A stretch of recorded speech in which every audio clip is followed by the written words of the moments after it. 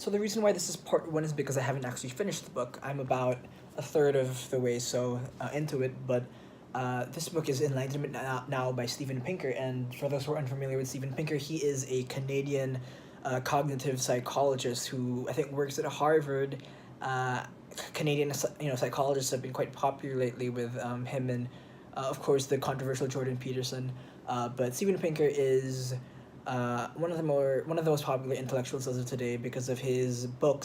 Well, not necessarily just because of his book Enlightenment Now, but he's been over the last decade or so. He's really been trying to push for this narrative of sorts. Not I don't want to call it the narrative because he's presenting a lot of facts, but he's trying to push this way of thinking on the public that things are getting better. That despite many of the things, despite how easy it is to see the world as this very awful and scary place, it's easy for us to not think about how the many ways in which human civilization has progressed or has become better in many different ways. And Steven Pinker kind of goes through a bunch of different ways. I don't know if I necessarily agree with his definition of progress per se, but that does not kind of take away from anything that he's saying.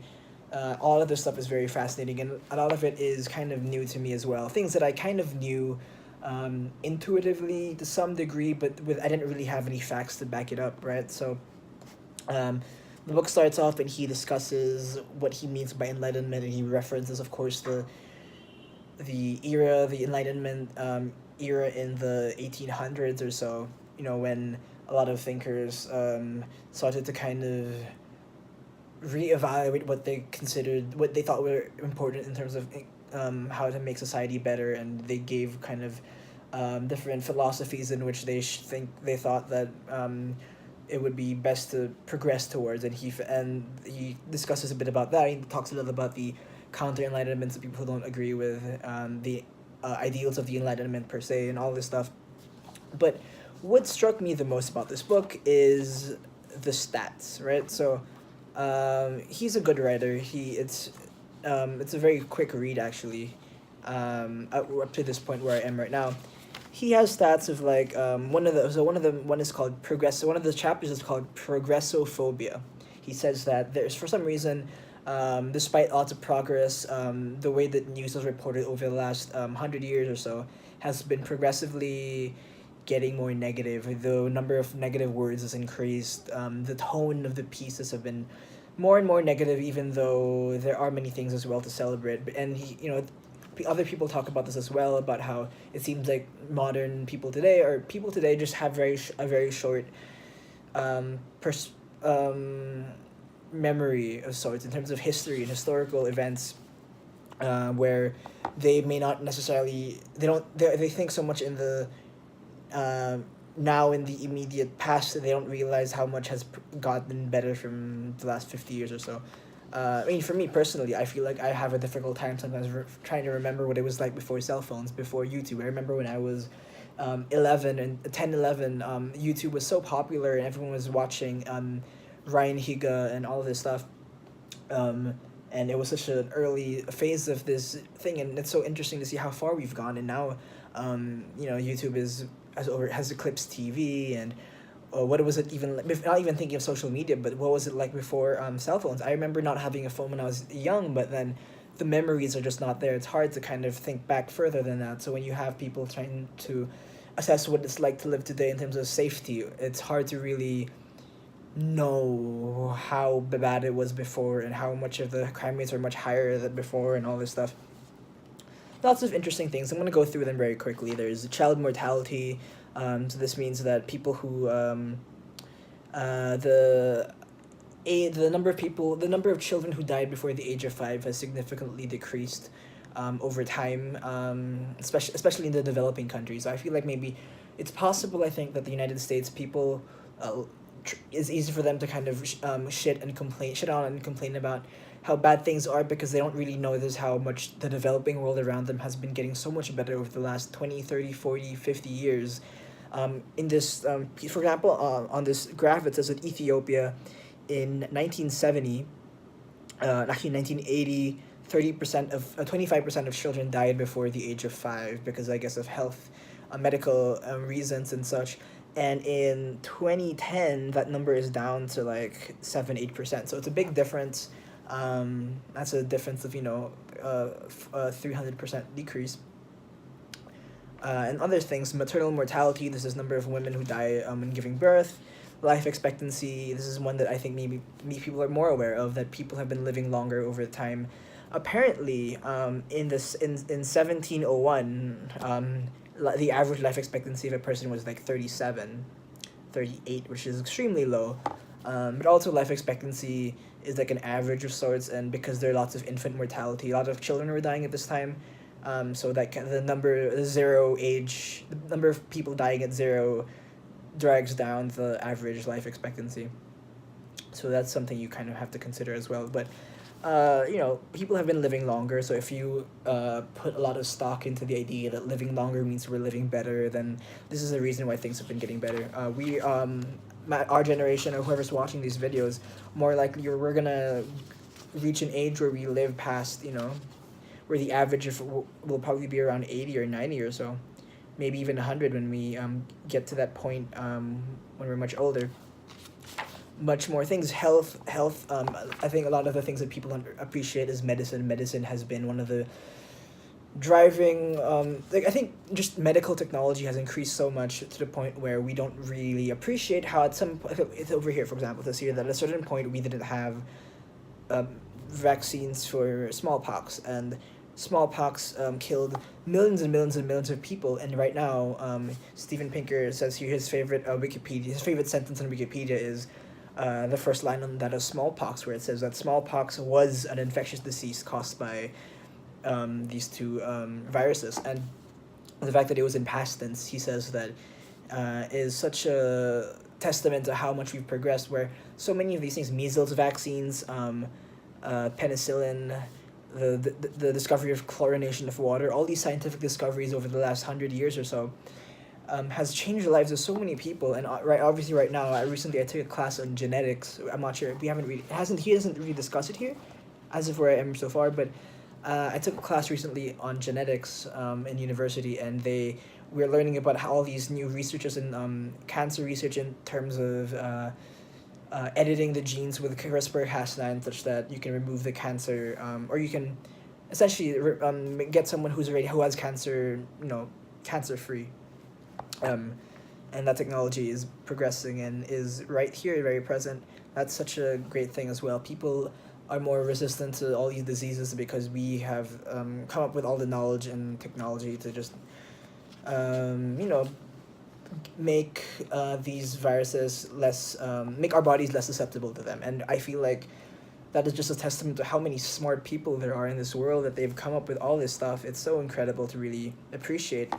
The fact that at some point, right now today, obesity is a bigger problem than starvation, which is a fact, is something that, even though obesity sounds like a bad thing, it's a step in the right direction, that less people are suffering from starvation. We have too much food now, too much calories and all this stuff. Undernourishment, countries are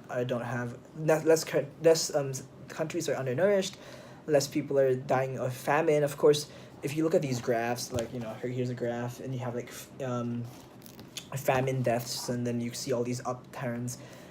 Essentially, and I think I've actually seen a couple of Jordan Peterson videos about this, but he's saying, a lot of people are saying that people who are trying to argue for progress, or the idea that we've been progressing so far with these Enlightenment ideals, is that the 20th century has come up with lots of global humanistic tragedies and catastrophes, whether it was from communist Mao to Russia to obviously the Second World War and Auschwitz and all of that. And the fact that in the last 30 or 40 years we haven't really had a major warring between nations. Obviously we have international wars with, of course, we have the big thing with Syria right now. Syrian civil war is quite awful, but it is a far cry from when millions and millions of people were being murdered. GDP, people, so this was chapter in wealth, saying that essentially people are getting richer. So inequalities per se might be increasing, but in general people are getting richer. So like The average person today has more money to buy more things, for themselves, to make themselves healthier and more well nourished, than they would have 100 years ago or 50 years ago. So we're getting richer. There's still inequality is still a problem, but we are getting richer, and that what that means is that less people are living in extreme poverty. Perhaps there's a bigger inequality in the sense of the more billionaires the more billionaires, so that means that there's more very rich people, and the difference between rich and poor is more stark perhaps, but those poor people are much better off than those same level of poor people a couple of decades ago. And it keeps going on and on, and the environment, which, I took a class recently in the environment, and we need to fix our carbon emissions into this atmosphere. But in general, I think this chapter is more about saying that we are kind of moving in the right direction. We may, like, in terms of just, we figured out ways in which we can limit our environmental impact. It's not the best right now, but it is going in the right direction, which is something that should be given some kind of credit, especially with our move towards better and more efficient for energy sources. And the chapter ends with this talk about nuclear energy and how much of a amazing thing nuclear energy can bring to societies once the taboo of nuclear weapons is removed from it, and we start to appreciate how much more efficient nuclear energy is, and how much better it is for the environment for us to use that instead of other forms like coal and solar energy, which is reliant on like the sun. And how about in the country where they don't have much, if it rains a lot or the clouds go over the sun, pollution could, lots of problems with solar energy, and it's expensive, and you need to like put it on. You need space for solar energy. You need space to put the panels everywhere. I know, lots of things. And the last chapter, which I finished, was about peace. So it's generally what I said a while ago, where there's just a lot more peace right now. I feel like even for me, it's very difficult for me to think about how to try to find a silver lining with regards to peace, because I see so many things online about the Syrian civil war, and there's so many tragedies going around all over the world, especially in the Middle East. But in totality, there is less war and less people dying because of war-related deaths. That doesn't make what's happening in Syria or in the Middle East any better, but then it is something to acknowledge when thinking about the idea of progress. Steven Pinker argues. Now, this is what he says in the book. I'm like a third of the way done. I just want to make this video because I think it's important to really just be aware of these forms of progress, and realize that things are not as shitty as the media, the news, and wants to make it seem like it is, because it's just easy. It's very easy to make a clickbait headline, and the thing is, like, what do you see you never see good news in the news, because the good news is for some reason not news. News is only when bad things happen to other people, it seems, and you only really hear about something when it goes to shit. So this is an important book, I think, and there are many interesting and important things to learn from the book, even though I may not necessarily agree with everything that he's speaking about ideologically. I think that his statistics are definitely a sign of things getting better in many respects, and we should appreciate that, and appreciate the very smart people who are making this possible. So yeah, part 1, Enlightenment Now, Steven Pinker. I highly recommend it. I will probably make some other videos when I read more of the book. Maybe not in the near future, because I have all these other books I'm reading at the same time. So yeah, yeah.